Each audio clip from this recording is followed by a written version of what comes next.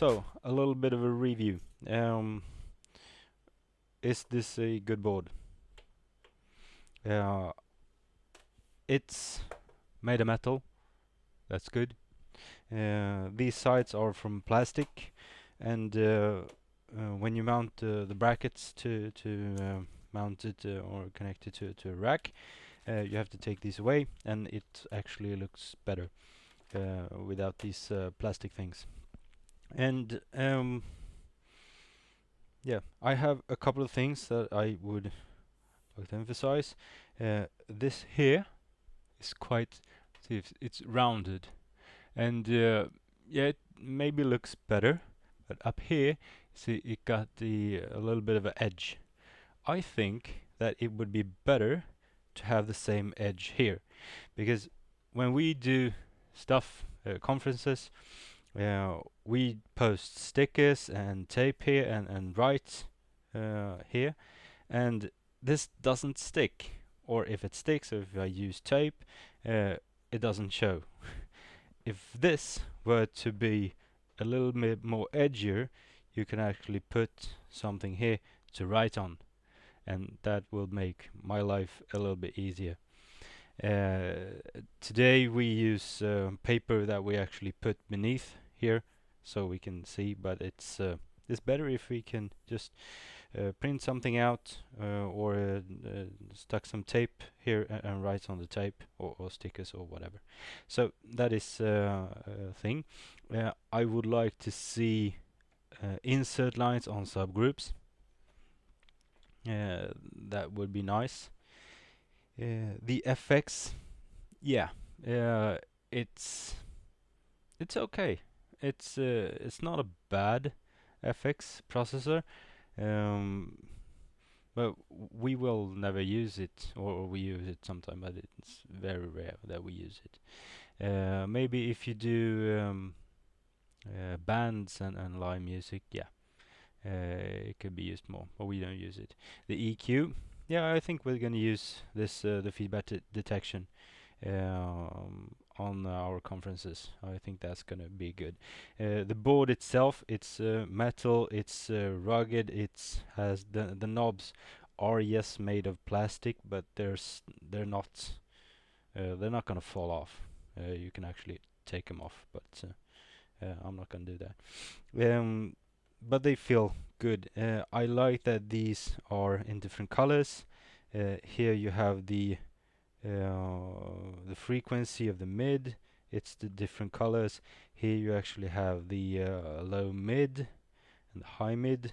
So um, everything has its own colors. The aux has the red ones, and the FX has the orange ones. Um, and if you want, you can take these away and change them to another one. If you want the FX to be black, for instance, and if you want to change these, you can do that. I don't think, I'm not recommending to try to change these. Um, I like the faders, and yeah, it's not that expensive board. It's quite a cheap board, and of course it's not going to be motorized. It's only digital boards that has those kind of things. The X32 have motorized faders, and this is an analog board. It's a simple board, and it's an easy board, and it doesn't come with a lot of strange stuff. Uh, it's straight, it's good, it's solid, and yes, it's a good board. They have the yeah, this surround XPQ. I don't know. If I were here, I could take it away. It wouldn't bother me. The voice canceller, it's a funny feature. It's not a. I'm not gonna use it, but it's a funny feature. The subgroups, yeah, we use these all the time, and yeah, it's good. I like it, and we've used. We had the everything from the Mackeys to the big Yamaha. We used Yamaha digital boards. I actually don't like them. I like the analog better. Uh, it gives me a direct and easy and fast way to do things. Most of the time everything we do is for conferences, and if we say we have a panel of 5 persons, uh, we need to see fast which is which. If someone has needs compression or gain, we can't do sound checks before, because the presenters come most of the time 5 minutes before they go on stage, and most of the time there's someone else on stage at the time. So we don't do sound checks. We do sound checks about the first second that presenter goes on stage. That's when we do the sound check. So we need to be very fast with the compression, with the gain, and with the EQ if his voice is for somewhat very high or very low. Um, and if we do video conferences, we use the aux, and we need to be fast in a way to compensate for anything that goes right or wrong.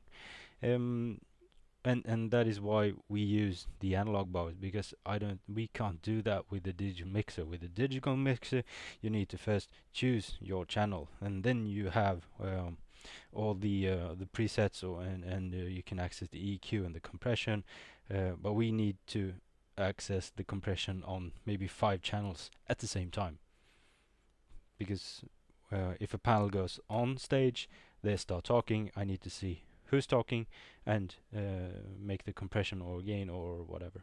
One thing that I actually do miss that I would like, this LED meter, I would love to have these on each channel. That would be perfect, because most of the time also I'm not actually sure, I'm not 100% sure which person actually have which microphone.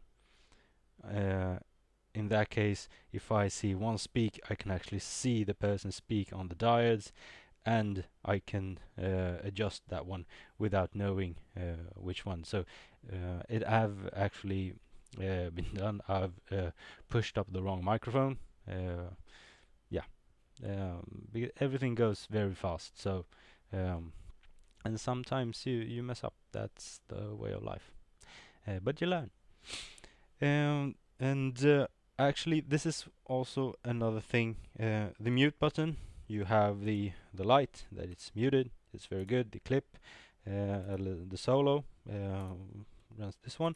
That is also very good. The sub and the main doesn't have an LED light, and the low cut doesn't have an LED light. That is something that I will like. And also this little knob, every other knob has the gray, and it has this this little thing to see where I'm at. Am I at unity, or am I at infinite, or plus 15, or whatever. The gain doesn't have that one. Why? It actually it does have it, but it's not colored, so I can't see it. That's strange. That is the only knob on the board that doesn't show where it is. I can feel it with my finger. If I look really close, yeah, I can see it. But why just don't you put some color on here? We're actually looking for coloring this with Tipex so we can see it. But it's also actually, as I said before, we missed that we didn't have the low cut pushed in on the board. We had some problem with feedback, and we could easily cut that out by pressing that button. But yeah, it was dark, we can't see it, and it doesn't show. So LEDs for everything. Then I will be very happy. Yeah, that's about it. But yeah, of course, they can always do more things, and but also it's a cheap board. It doesn't cost that much. Obviously, they can't be everything. Even these this feel a little bit plastic, but it's okay. I don't have a problem with that, as long as it doesn't fall off, and the price is good, and it's still rugged. They won't fall off. But they can still do a little bit more, like a little bit of paint. That wouldn't cost too much. The LEDs, yeah, that maybe would drive up the price a little bit, but yeah. And also here you can't see sometimes.